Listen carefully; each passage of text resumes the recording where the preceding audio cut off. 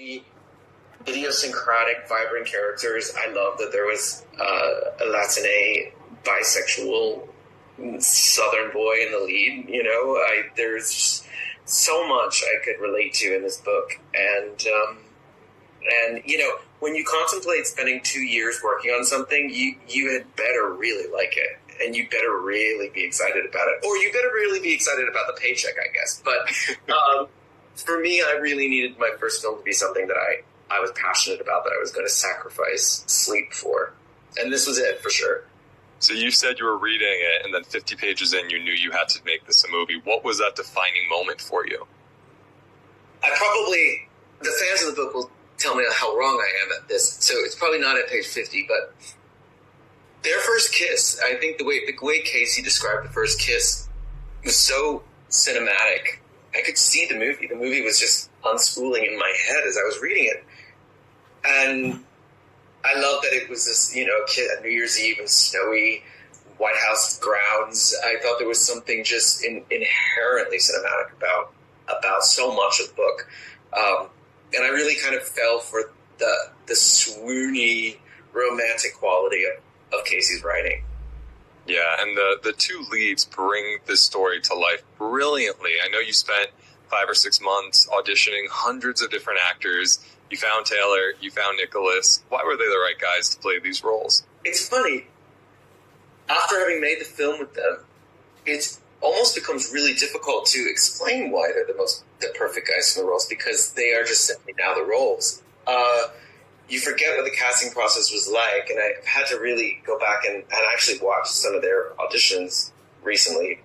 And I remember watching Nick audition and working with Nick. He really convinced me that what Henry needed was a caretaker. And what Nick was able to do as the actor playing the role was less inhabit him than care for him. He really, really protected Henry. He really felt very protective of Henry. He, I think, as an actor, saw his job as being someone who had to just sort of create a wall around Henry and keep bad things from happening to him. And there was such an enormous well of compassion for Henry. And I knew that with Nick, I was leaving this character in very good hands, and I didn't need to worry about Henry, and I could focus on other things. And with Taylor has this ability to transform himself, both his body and his energy, into something else. He's a real chameleon, and he's a shapeshifter. And when I started reading him for this role, I could see Alex just sort of springing to life. And so it's funny, there's this very complementary energy that they have as actors, at least on this film, that Nick was very sort of internal and Taylor was very external. There was some sort of inward energy coming toward Nick, and there was some outward energy coming from Taylor. And so that, independently of each other, they were already, without having met, were creating these very complementary performances, just even in the auditions. And then I put them on a Zoom together to do a chemistry read. And just sort of like praying and hoping that, oh my God, you know, please, please, please, just if it's not true, give me enough that I can fake it. And, you know, and I didn't need to fake anything, and neither did they. It was just there from the beginning. It was, I mean, it's going to sound stupid to say, but it just sounded like fate. It just was so perfect. They were the characters. They became the characters more and more throughout the audition process. And then when we got into this chemistry read, they just clicked instantly. So on the one hand, it was incredibly thorough, this process, both on my part and theirs, I would say. And then it just clicked and became incredibly easy and simple and straightforward. Wow, yeah, their chemistry is incredible in the film. And I know you guys spent about 2 weeks rehearsing and prepping prior to shooting, which I know isn't always common, and I think that's really cool you took the time to do that. Was there anything that happened in those rehearsals that maybe influenced a change than, you know, from something you originally thought that it was going to be a certain way? Yeah, well, on a film like this with these two leads, I knew that there was going to be a point at which I needed to be the boss, or sometimes just sort of have a firm hand on things. And I knew that these 2 weeks were really invaluable for us, both in terms for the two of them to really get to know each other and to really feel comfortable with one another, but then also for me to give them an opportunity to challenge anything that was in the script, anything that was part of the plan for the shooting of the film. I needed to give them a lot of agency, because I needed then to take it away from them once we started filming in so many ways. And this was an opportunity for us to sort of it was almost like the whole thing was like an open source code. And for 2 weeks, the three of us really worked together to devise what this thing was going to be. We tried different avenues. We tried different ways of doing it.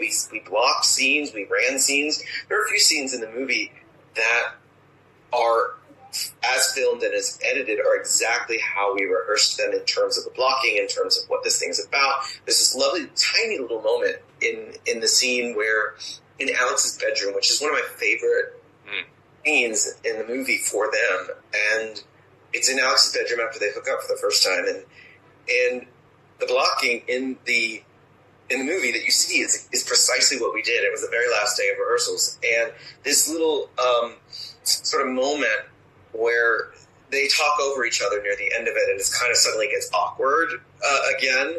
That just happened one day in rehearsal, and I remember clocking that. And on set, I had a video of the rehearsal, and they did it, and I showed it to them before we shot the scene. I'm like, "Do you remember this from 9 weeks ago?"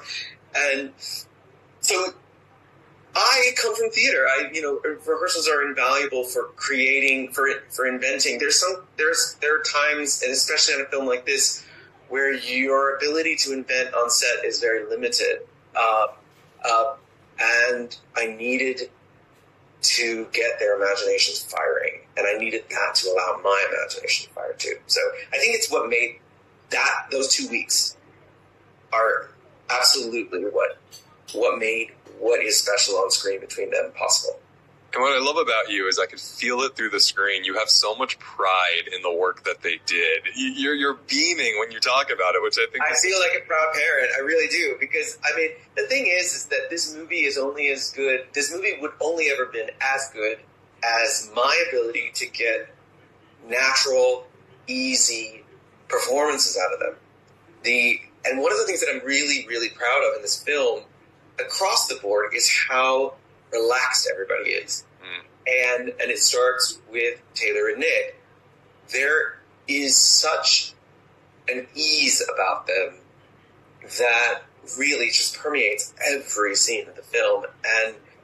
And yeah, I'm incredibly proud. I think, one of the great pleasures and challenges of this process was editing the film, because it was a wealth of options, and there's a whole other version of this movie which I could assemble out of alternate takes, and it would be a different movie, Absolutely, very proud of those two. Yeah, I think a lot of people want to see those deleted scenes. Let's get the non-deleted scenes out into the world first, and then we'll see what happens. Fair enough. Bring a little optimism into your life with The Bright Side, a new kind of